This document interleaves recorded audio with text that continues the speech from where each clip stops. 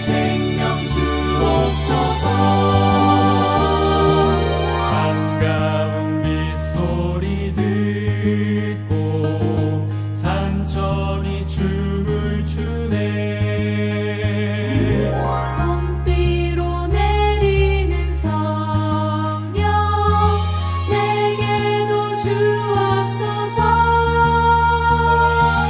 내 마른 땅에 단비를 내리시되 성령의 단비를 부어 새 생명 주옵소서. 적나라 우로를 내려 조목이 무성하듯 갈급한 내 심령 위에 성령을 부으소서. 내 마른 땅에 단비를 내리시되 성령의 단비를 부어 새 생명 주옵소서.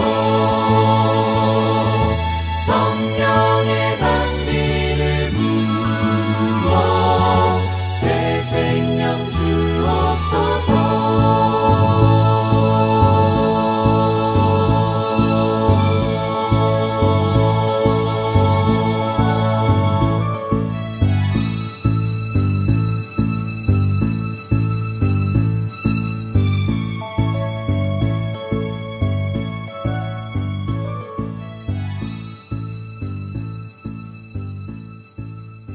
샬롬, 주님의 평강이 여러분과 함께하기를 기원합니다. 오늘 성경 읽기와 말씀 묵상을 통해 하나님의 말씀을 깨닫는 지혜와 기도하고 간구하는 모든 것들 위해 응답의 열매가 충만하기를 소망합니다. 오늘 성경 읽기 내비게이션은 레위기 20장입니다.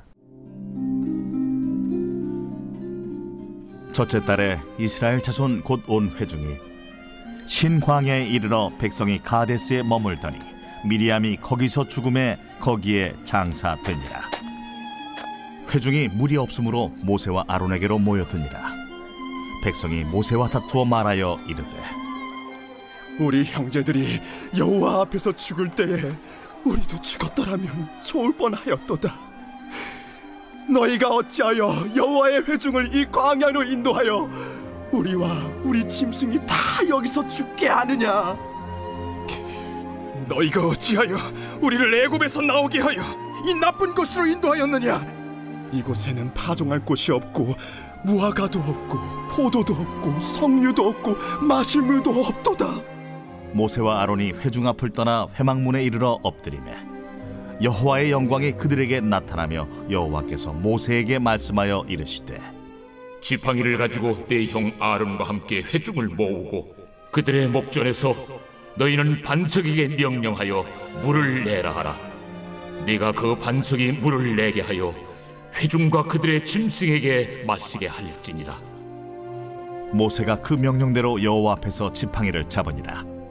모세와 아론이 회중을 그 반석 앞에 모으고 모세가 그들에게 이르되 반역한 너희여 들으라. 우리가 너희를 위하여 이 반석에서 물을 내랴. 모세가 그의 손을 들어 그의 지팡이로 반석을 2번 치니 물이 많이 솟아나오므로 회중과 그들의 짐승이 마시니라. 여호와께서 모세와 아론에게 이르시되 너희가 나를 믿지 아니하고 이스라엘 자손의 목전에서 내 거룩함을 나타내지 아니하는 고로 너희는 이 회중을 내가 그들에게 준 땅으로 인도하여 드리지 못하리라 하시니라.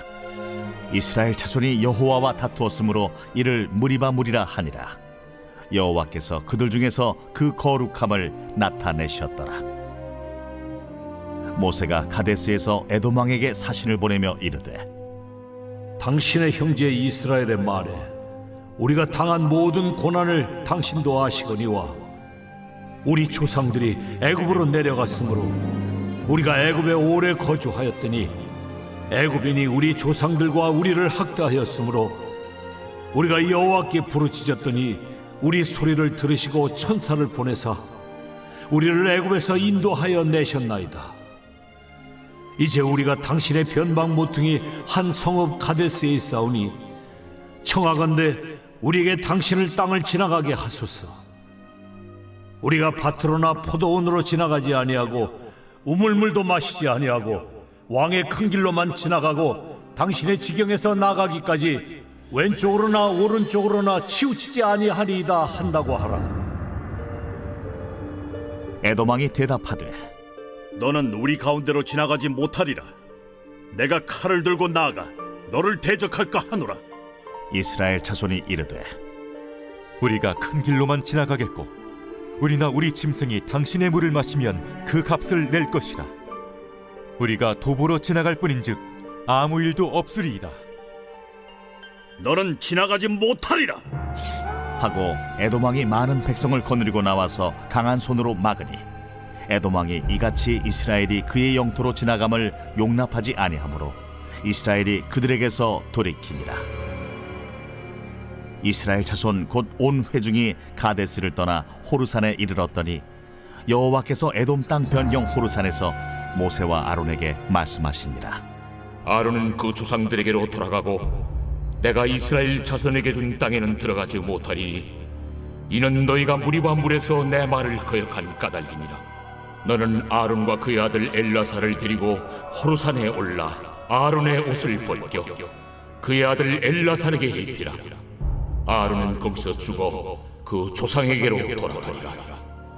모세가 여호와의 명령을 따라 그들과 함께 회중의 목전에서 호르산에 오르니라. 모세가 아론의 옷을 벗겨 그의 아들 엘르아살에게 입히매 아론이 그 산 꼭대기에서 죽으니라. 모세와 엘르아살이 산에서 내려오니 온 회중 곧 이스라엘 온 족속이 아론이 죽은 것을 보고 그를 위하여 30일 동안 애곡하였더라.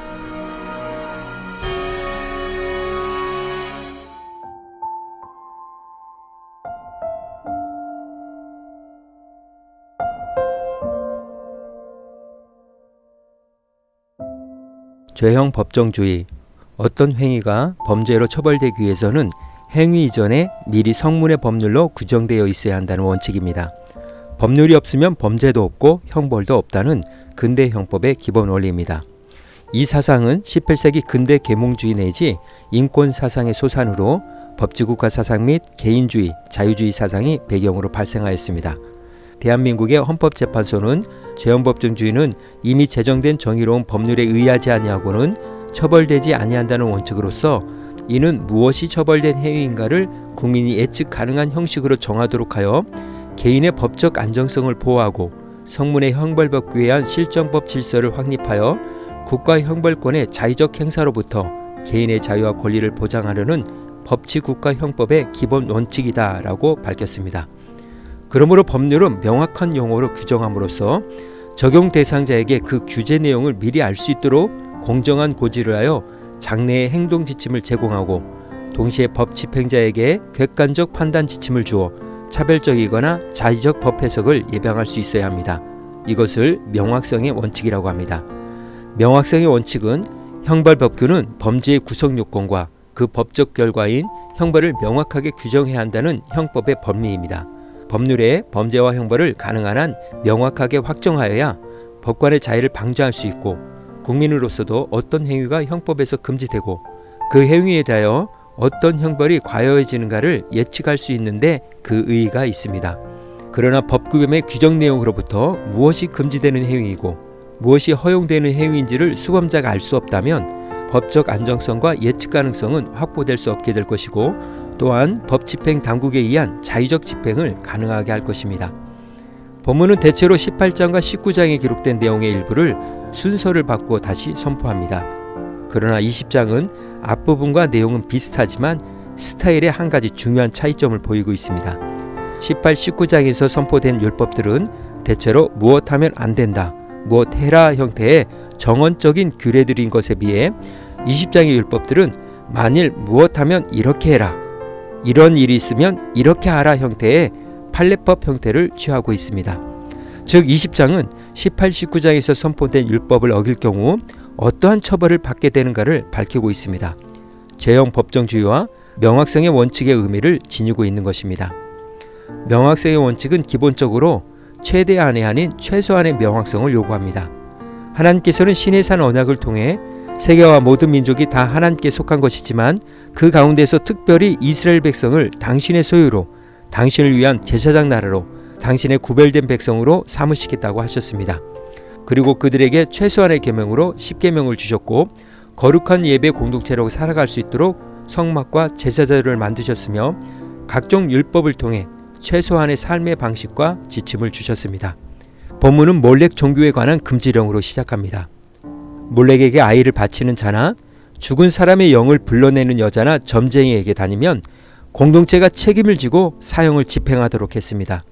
만약 공동체가 되었든 개인이 되었든 묵인하거나 사형을 집행하지 않으면 하나님께서 그들도 함께 직접 사형을 집행하시겠다고 강력하게 조치하셨습니다. 그리고 간통, 근친상간, 부모를 저주하는 자, 가족과 결혼한 자도 사형이며 아내와 장모를 함께 데리고 살면 이들 모두에게 화형을 집행하여 거룩한 예배 공동체가 되도록 하셨습니다. 레위기를 가나안에 대한 정보라는 개념으로 읽자고 했습니다. 본문에서 선포된 내용들은 가나안의 타락한 문화들입니다. 그러므로 지금까지 선포된 규례는 이스라엘이 광야에서 일시적으로 지키는 것이 아니라 앞으로 그들이 입성하게 될 가나안 땅에서도 지켜야 하며 그들과 함께한 외국인들도 예외는 아니었습니다. 만일 이 율법들을 준수하지 않으면 그 땅이 가나안 사람을 토해냈던 것처럼 이스라엘을 토해내겠다고 하십니다. 가나안 사람들이 그 땅에서 쫓겨난 이유는 바로 그들이 이러한 가증한 모습을 따라 살았기 때문입니다. 그러므로 가나안 사람들과 차별화된 삶을 살도록 하나님께서는 최소한의 법률을 명확하게 주신 것입니다. 죄형 법정주의에서 드러난 죄의 목록들은 거룩한 예배자의 삶에서 분리돼야 할 요소들입니다. 하나님의 말씀에 순종함으로 거룩한 예배 공동체, 거룩한 가정, 거룩한 땅을 만들어가야 할 그리스도인으로서의 책임과 의무를 다해야 할 것입니다. 오늘 구약성경 읽기 내비게이션은 레위기 20장 죄형 법정주의였습니다. 이 시간 함께 기도의 자리로 나아갑니다. 제사장 직분을 받은 그리스도인은 함께 모여서 드리는 예배에서도 순결해야 하며 각 개인이 사적인 곳에서 드리는 개인적인 예배에서도 순결해야 합니다. 거룩은 구분되었다는 것과 경건, 순결하다는 것 등 두 가지를 바탕으로 한 개념입니다.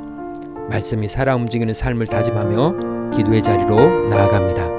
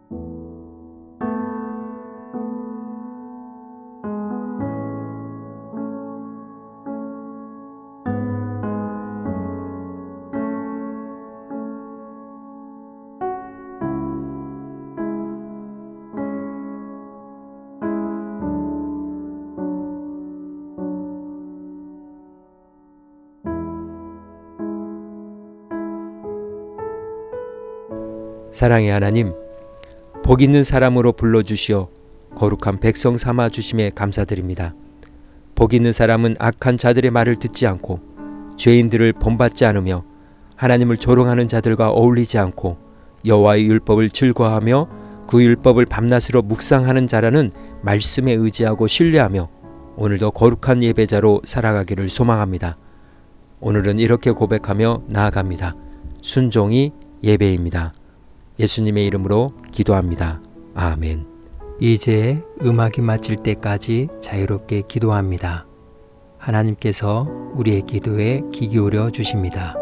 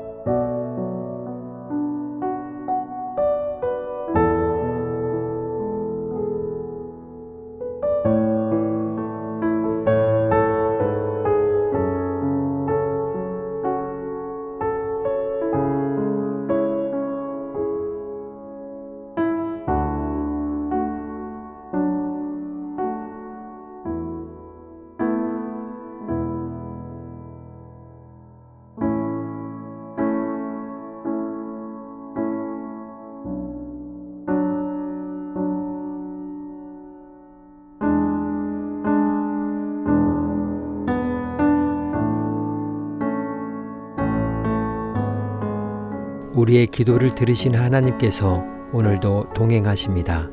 주 안에서 승리하십시오.